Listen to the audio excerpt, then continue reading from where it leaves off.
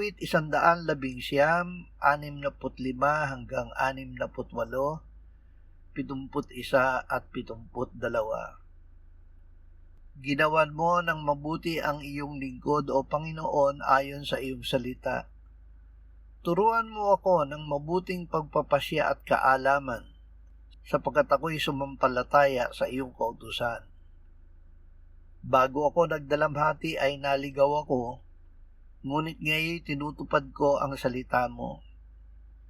Ikaw ay mabuti at gumagawa ng mabuti.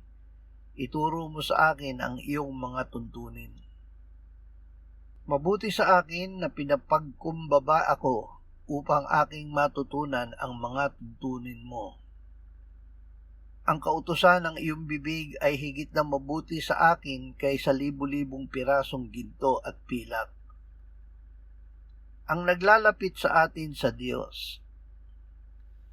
Ang kabutihan ng disiplina ng Diyos ay naglalapit sa atin sa Kanya. Tayo ay dinidisiplina niya upang tayo ay maging mapagpakumbaba, upang magpaakay sa Kanya at hindi maligaw. Mas mahalaga sa Diyos na matuto tayo ng Kanyang mga utos kaysa sa material na kayamanan, gaya ng ginto at pilak, dahil ang Kanyang salita ay nagbibigay ng tamang direksyon sa ating buhay.